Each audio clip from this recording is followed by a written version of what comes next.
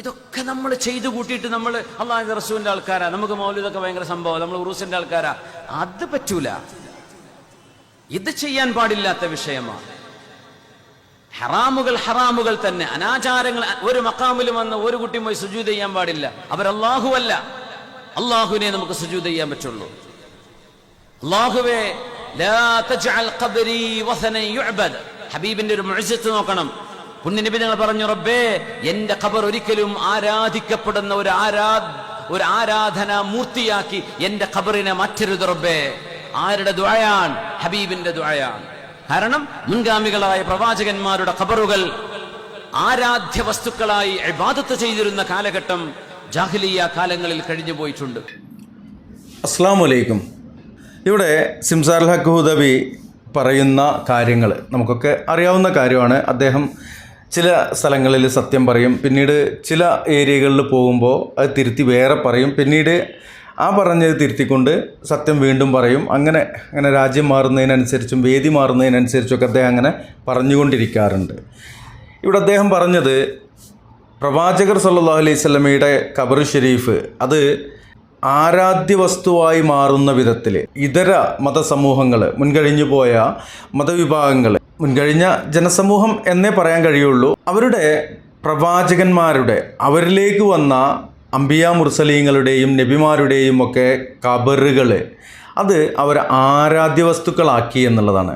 ഇവിടെ നിർത്തിയത് 2 പോയിന്റ് പറയാനാണ്. ഒന്ന്, ഖുർആനിലൂടെ അള്ളാഹു പരിചയപ്പെടുത്തിയ നബിമാരുടെ ഖബർ മാത്രമേ ഇന്ന് ലോകത്ത് നമുക്ക് കാണാൻ കഴിയുള്ളൂ. അത് ആ പ്രവാചകന്മാരുടെ ഖബർ തന്നെയാണ് എന്ന് ഉറപ്പിക്കൊന്നും വേണ്ട. അപ്പോൾ എന്താ അങ്ങനെ സംഭവിച്ചത്? ഈ ഖുർആനിൽ പേര് പരാമർശിച്ച അല്ലെങ്കിൽ പ്രവാചകർ നമുക്ക് പഠിപ്പിച്ചു തന്ന പ്രവാചകന്മാരുടെ ഖബർ മാത്രമേ ഉള്ളൂ ഇന്ന് പുറത്തുള്ളത്. ബാക്കി എവിടെ?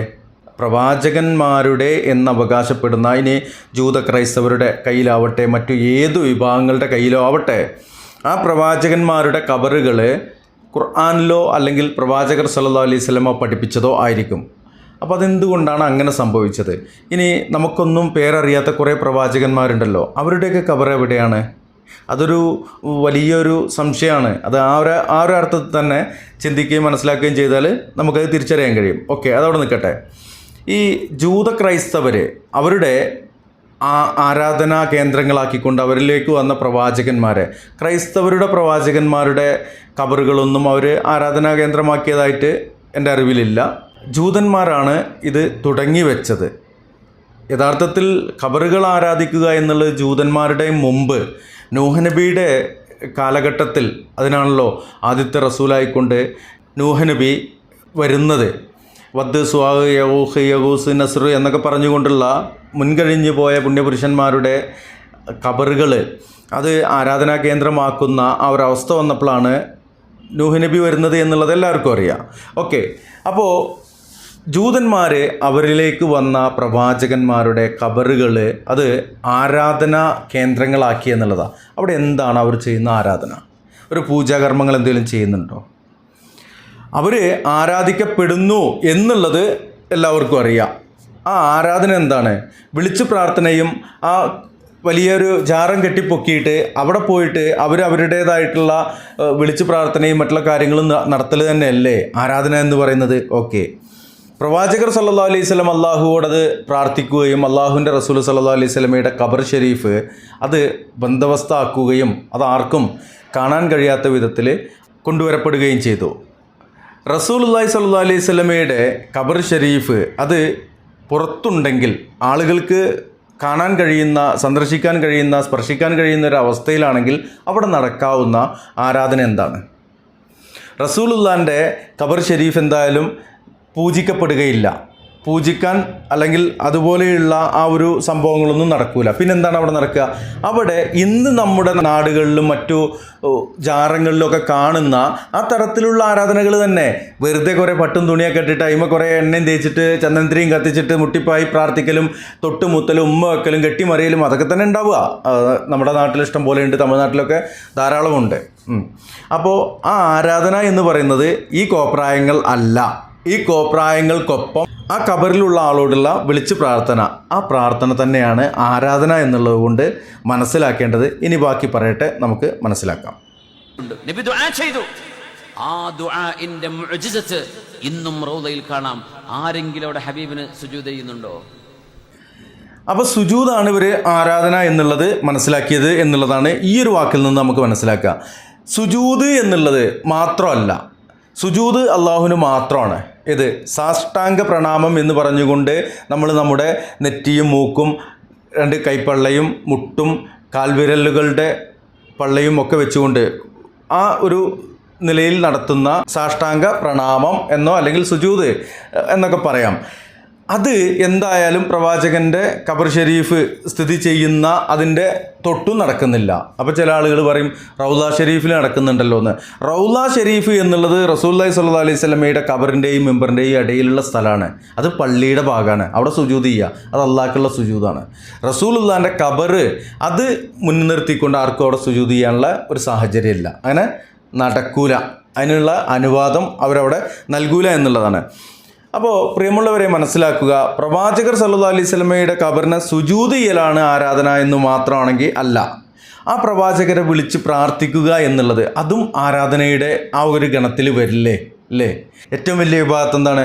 ആ റബ്ബ് സുബ്ഹാനഹു തആലയെ വിശ്വസിക്കുകയും മനസ്സിലാക്കുകയും അതനുസരിച്ച് അള്ളാഹുവോട് വിളിച്ച് പ്രാർത്ഥിക്കുകയും ആരാധന കർമ്മങ്ങൾ നിർവഹിക്കുകയും ചെയ്യുക എന്നുള്ളതാണ്.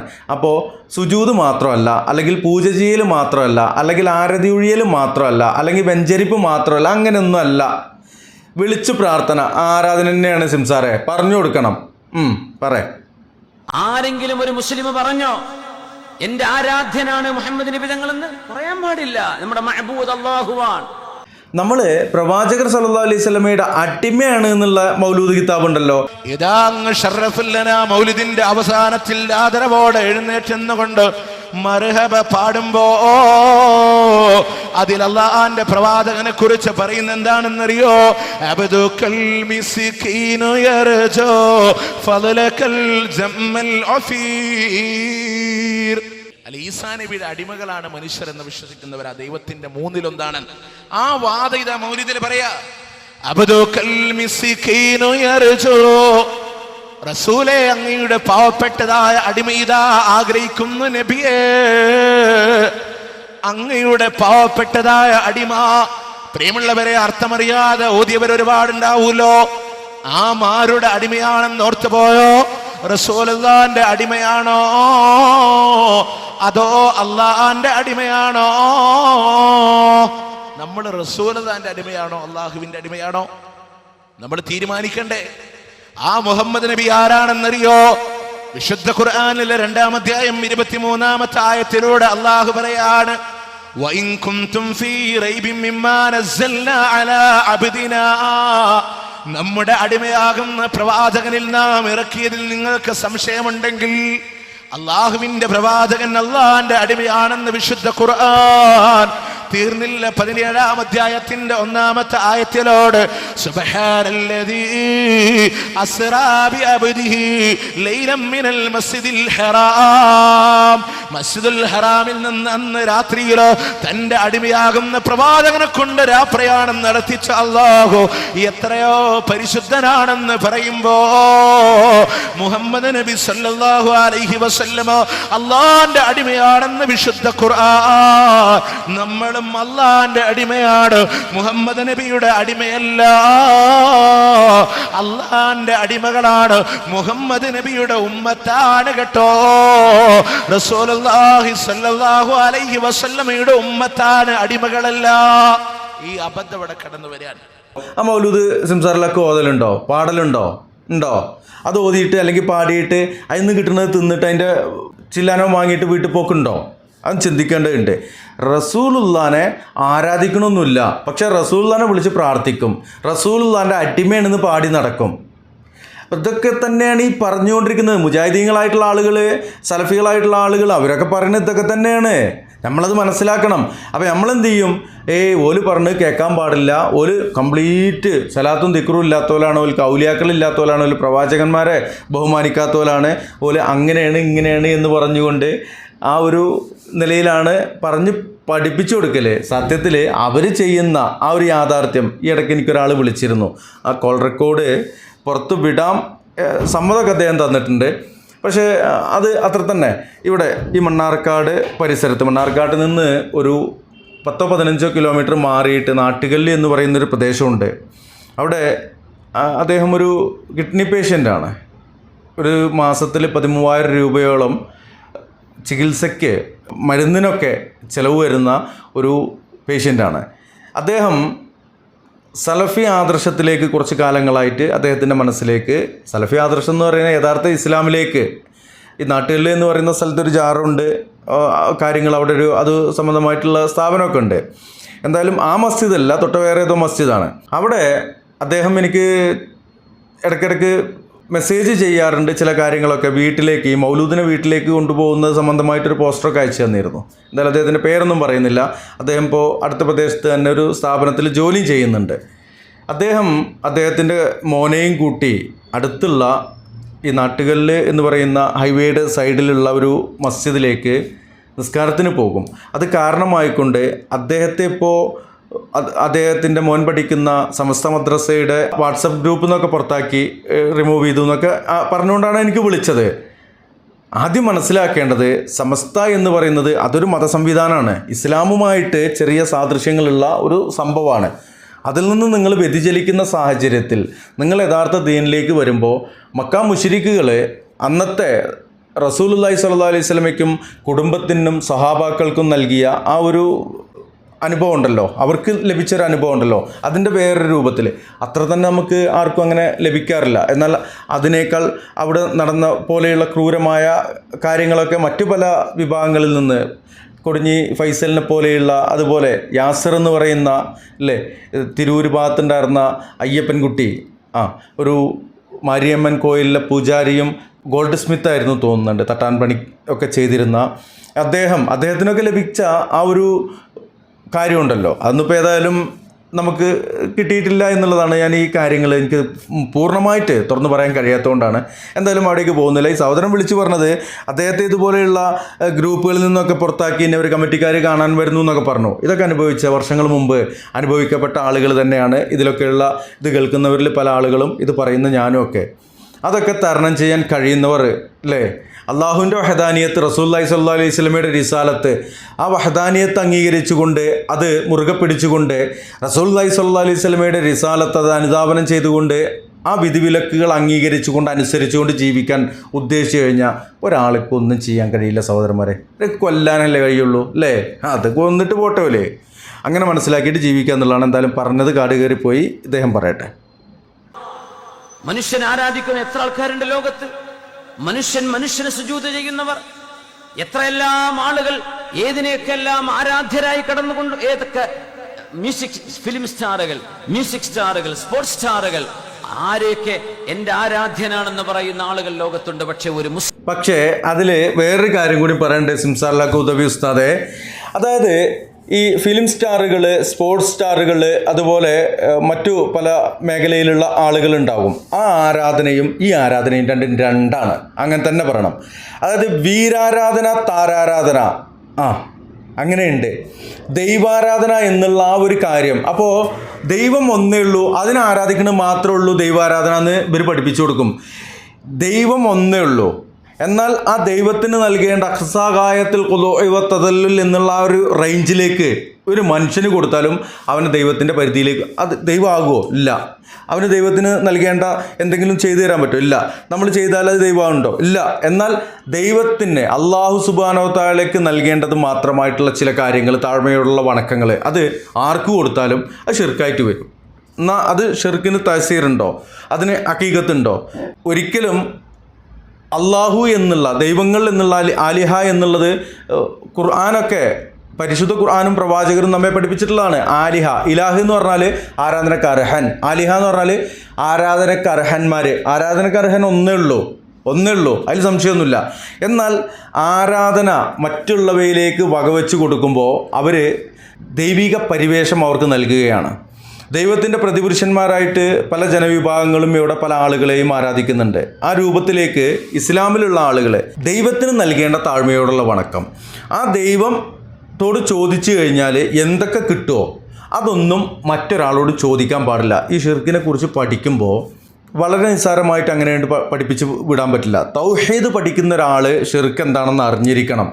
അപ്പോൾ നമ്മൾ പറഞ്ഞു വന്നത്, ഇപ്പോൾ ഒരു സിനിമാ നടൻ, വലിയൊരു സിനിമാ നടൻ, നമ്മുടെ നാട്ടിലുള്ള കേരളത്തിലുള്ള നിങ്ങൾക്കറിയാവുന്ന ഒരു വലിയ ആക്ടറാവട്ടെ, അല്ലേ, ബെസ്റ്റ് ആക്ടറോ അല്ലെങ്കിൽ ഏതോ ആക്ടറാവട്ടെ, ആ ഒരു ആക്ടറോട് ചില ആളുകൾക്കൊക്കെ ഭയങ്കര ആരാധന ഉണ്ടാവും. അതിനൊരു ഉദാഹരണം അയൽ സംസ്ഥാനമായ തമിഴ്നാട്ടിൽ ഇപ്പോൾ കഴിഞ്ഞ 2 ദിവസം മുമ്പ് നടന്ന ഒരു ഭയങ്കരമായ ഒരു അപകടം ഉണ്ടായി. 40-ലേറെ ആളുകൾ മരണപ്പെടുകയൊക്കെ ചെയ്ത ഒരു രാഷ്ട്രീയ പാർട്ടി രൂപീകരിച്ചുകൊണ്ട് അവിടെയുള്ള ഒരു സിനിമാ നടനായ വിജയ് എന്ന് പറയുന്ന ആള് ഒരു രാഷ്ട്രീയ പാർട്ടി രൂപീകരിക്കുകയും അതിൻ്റെ പ്രൊമോഷൻ്റെ ഭാഗമായിട്ടും അതിൻ്റെ പ്രചരണത്തിൻ്റെ ഭാഗമായിട്ടും പല ഭാഗങ്ങളിലൂടെ റാലികൾ നടത്തുമ്പോൾ, കരൂരെന്നാണെന്ന് തോന്നുന്നുണ്ട് ആ സ്ഥലത്തിൻ്റെ പേര്, അവിടെ വെച്ച് 12 മണിക്ക് നടക്കേണ്ട ഒരു റാലി, ഒരു സമ്മേളനം, അതിലേക്ക് അദ്ദേഹം കുറേ ടൈം കഴിഞ്ഞ് 7 മണിക്കോ മറ്റാണ് എത്തിയത്. എന്തായാലും 5-6 മണിക്കൂർ താമസിച്ചാണ് വന്നത്. അവിടെ നല്ല ചൂടുള്ള ഒരു പ്രദേശം കൂടി ആയിരുന്നു. ആ ഒരു പ്രദേശത്ത് ഇത്രയും നേരം ആളുകൾ നിൽക്കുകയും തിങ്ങിക്കൂടി നിന്നിരുന്നു. അത് ആ മനുഷ്യനോടുള്ളൊരു ആരാധനയുടെ ഭാഗം കൂടിയാണ്. അത് രാഷ്ട്രീയ പാർട്ടിക്ക് വേണ്ടിയിട്ടൊന്നുമല്ല.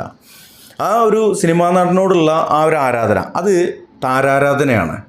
ആ സിനിമാ നടനായ വിജയ്, അയാൾക്ക് അവിടെ കുട്ടിയില്ലാത്തൊരു ദമ്പതിമാർക്ക് കുട്ടിനെ കൊടുക്കാനുള്ള കഴിവില്ല. ക്യാൻസർ ബാധിച്ച ഒരു രോഗി അവിടെ വന്നിട്ടുണ്ടെങ്കിൽ എൻ്റെ ക്യാൻസർ മാറ്റിത്തരണേ വിജയ് മുത്തപ്പ, വിജയ് അമ്മാവ, വിജയ് എന്തൊക്കെയാവട്ടെ അത് പറഞ്ഞിട്ട് വിജയ്ക്ക് കൊടുക്കാൻ കഴിയില്ല. പിന്നെ എന്തിനാണ് അവർ ആരാധന കാണിക്കുന്നത്? അത് മറ്റൊരു ആരാധന, അത് താരാരാധനയാണ്. അത് വലിയൊരു താരമാണ് എന്ന് അവരുടെ മനസ്സിൽ കൊണ്ടു നടക്കുന്ന വലിയൊരു ഇതാണത്. അതിന് വിശ്വാസവുമായിട്ടൊരു ബന്ധമില്ല. ഇനിയിപ്പോൾ മെസ്സിനെ കേരളത്തിലേക്ക് കൊണ്ടുവരാൻ, ഫുട്ബോൾ പ്ലെയറാണല്ലോ, അർജൻറ്റീനയുടെ ഫുട്ബോൾ താരം മെസ്സി കേരളത്തിലേക്ക് വരാൻ നിൽക്കുന്നുണ്ടായിരുന്നു. ഇനിയിപ്പോൾ വരൂലേ എന്നൊന്നും അറിയില്ല, എന്തായാലും അനിശ്ചിതത്വത്തിലാണ്.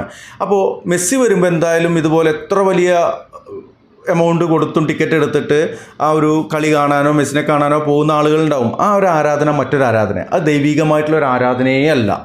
മെസ്സിക്ക് ദൈവം നൽകുന്നൊരു കാര്യം നൽകാൻ കഴിയുമെന്നോ ദൈവം കേൾക്കുന്നത് പോലെ നമ്മളുടെ വിളിയും പ്രാർത്ഥനയും കേൾക്കാൻ കഴിയുമെന്നോ ഇല്ല, അത് മറ്റൊന്നാണ്. അപ്പോൾ വലിയ വലിയ താരങ്ങൾ, അവരെ കുറിച്ചുള്ള ആരാധന ആ ഒരു റേഞ്ചിലേക്ക് കൊണ്ടുവരുന്നതിനോട് അത് അങ്ങനെയല്ല എന്നുള്ളത് പറഞ്ഞാണ്. ഇനി ദൈവാരാധന വേറെയുണ്ട്, വീരാരാധന, താരാരാധന, ദൈവാരാധന, അങ്ങനെ പലതരത്തിലുള്ള ആരാധനകളുണ്ട്. അതിൽ ദൈവാരാധന എന്ന് പറയുന്നത് ദൈവത്തോട് മാത്രമുള്ളതല്ല, ദൈവത്തിന് മാത്രം നൽകേണ്ടതാണ്. അത് ആ ഒരു അർത്ഥത്തിൽ തന്നെ നമ്മൾ വീഡിയോകളിലൂടെ പറയുന്നതാണ്. ഇത് അതിലേക്ക് ചേർത്ത് കഴിഞ്ഞാൽ കാട് കയറിപ്പോകും. എന്തായാലും സംസാരിലേക്ക് കുറച്ചും കൂടി പറയുന്നുണ്ട്, വീഡിയോ വലുതാവുന്നുണ്ട്, നോക്കട്ടെ.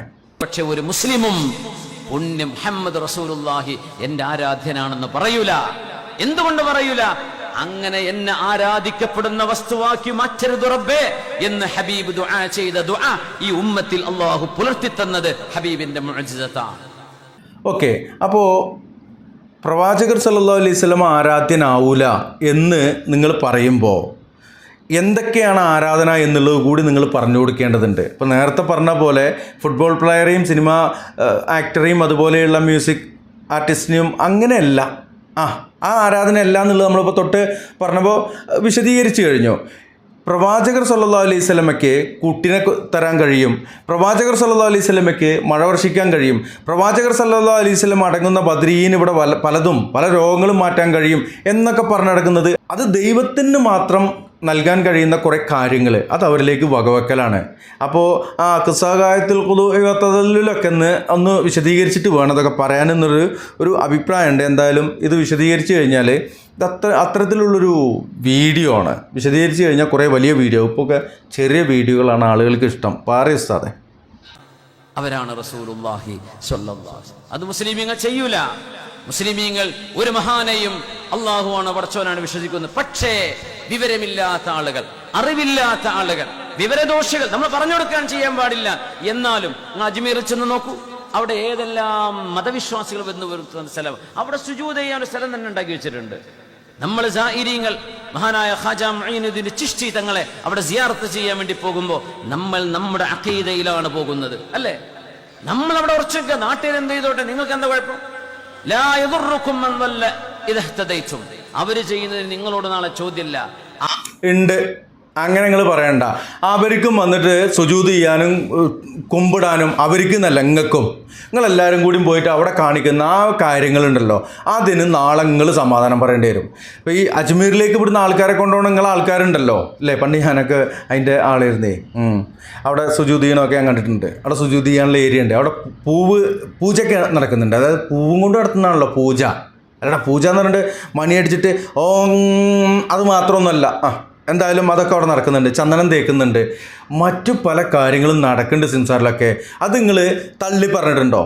അവിടെ അവർ ചെയ്യണമെന്ന് അത് നമ്മളീ പെടൂല. ഏത് പണ്ട് ഹുസൈൻ അള്ളാഹു പറഞ്ഞ അവരുടെ ബിദഅത്ത് അവരിലേക്ക് തന്നെ മടക്കിക്കോ. നിങ്ങൾ നേരായിട്ട് അത് നിസ്കാരത്തിൻ്റെ കാര്യത്തിലായിരുന്നു. അപ്പോൾ അതും കുറേ വിശദീകരിക്കേണ്ട ഒരു സഹോദരന്മാരെ വിശദീകരിക്കണം എന്നുണ്ട്. വിശദീകരിച്ച് കഴിഞ്ഞാൽ നീണ്ടു പോകും. ചിലപ്പോൾ വിഷയകമായിട്ട് പറയേണ്ട പല കാര്യങ്ങളും ഒഴിവായി പോകും. എന്തായാലും സിംസാറിലേക്ക് പറയട്ടെ, വീഡിയോ അവസാനിപ്പിക്കാൻ വേണ്ടിയിട്ടാണ്. ആ ചെയ്യുന്നത് ദീനാണോ? അല്ല.